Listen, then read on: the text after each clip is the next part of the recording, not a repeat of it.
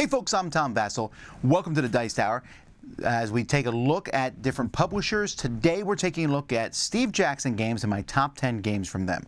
Now, Steve Jackson Games is often not a company that is well liked amongst strong hobbyist gamers.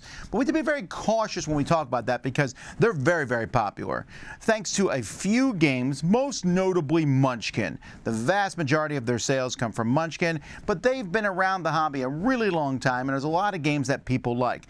I may not like some of their more popular games, like Munchkin or Shea Geek or things like that, but they've done really well, they've sold incredibly well, and they've allowed the company to do all sorts of things. Like I say, they've been a mainstay in the board gaming community for a while, and there's a few of their games that I haven't even played that might have made this list, like, for example, Card Wars. I played Card Wars, the card game, but not the actual Card Wars. I have the new version of it, I just haven't got it to the table yet, so maybe when I do, that might make this list. But as of now, these are my 10 favorite games from Steve Jackson. Number 10 is Munchkin CCG, the collectible card game.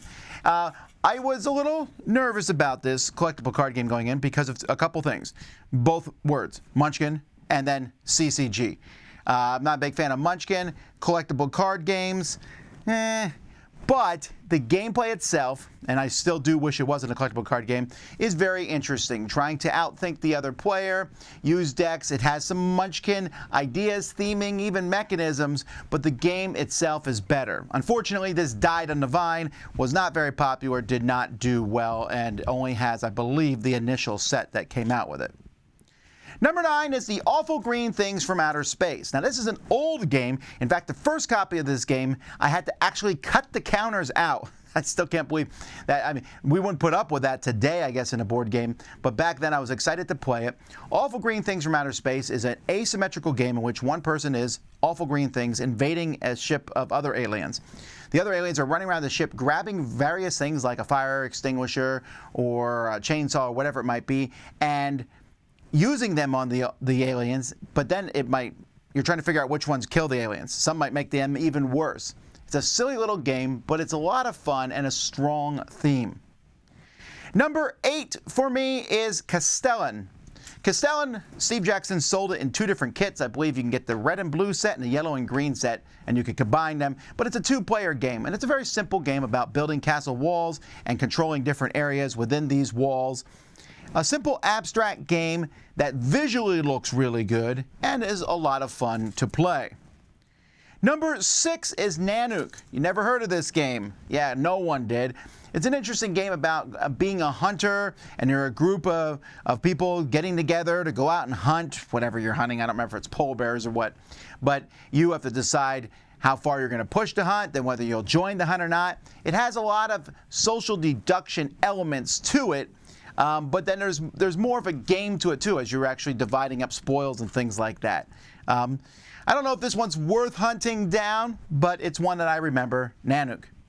Number 5 is the biggest game they ever made, like literally, and that's Ogre. Although the original version of Ogre just came in a little plastic Ziploc bag, and then they produced that monstrosity on Kickstarter.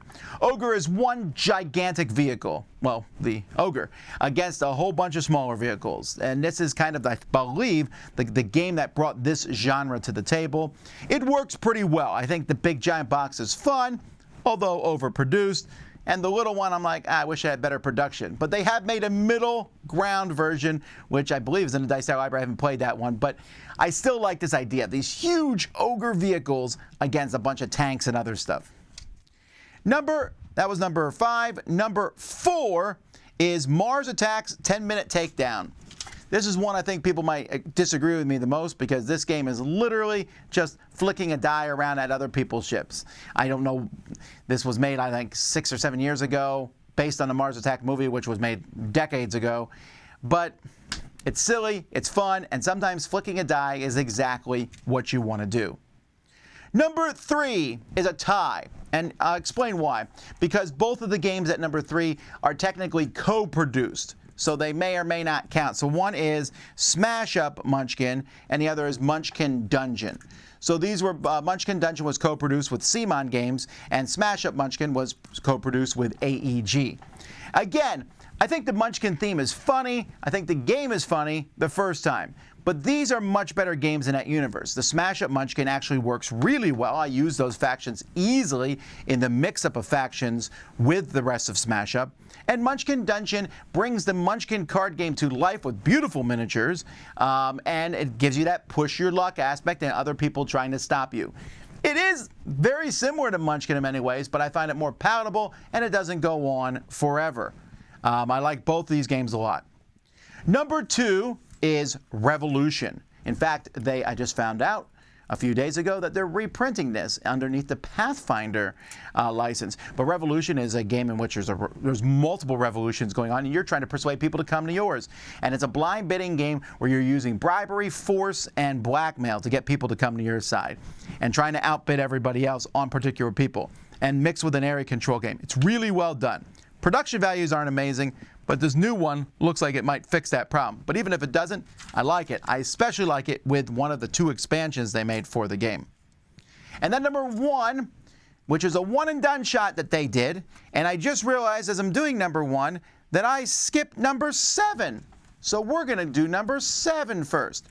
Number 7 is Nightmare Chess.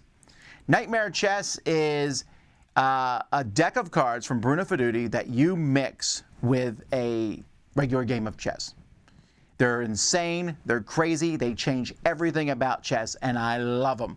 I don't want to play with them all the time. They're kooky, they're wild, they're crazy. But it's fun to say, on this turn, my queen can also move like a knight. This turn, my knight is going to move 2 times in a row. I like it. You can draft cards and make your deck ahead of time. You can just play with one combined deck. It's insanity, but it's a lot of fun. All right, back to my number 1. My number 1 is Port Royal. Now, Port Royal was made by Pegasus Spiel in Germany, and finally was brought to America by Steve Jackson Games. Hooray! I really like the game. Unfortunately, the cover doesn't look great, but the inside was the same as the other games, so it's fantastic. It's a push your luck style game where you're going to flip over cards and you're trying to get more stuff for you, more stuff to buy from. But if the more things you flip over, you're helping the other players out. So you got to kind of push and pull. So much fun. It is an Alexander Pfister game. It's one of my favorite games from that designer, and if you've never played it, you got to give it a whirl. Unfortunately, they never did any of the expansions or anything Steve Jackson game, but the base game itself is really fun. It's one of my favorite games, and therefore it's number 1 on this list. What's your favorite Steve Jackson game? Maybe it's a game from nostalgic purposes or whatever it might be. Maybe Munchkin is one of your favorite games. Let me know in the comments below. Steve Jackson Games had a lot of influence on me when I first was getting back into the modern board gaming hobby. I remember playing Frag and other games. I don't play as much of their stuff now, but I still keep an eye on them, and I think they're a good thing in our hobby. Until next time, I'm Tom Vasel, and these have been my top 10 Steve Jackson games.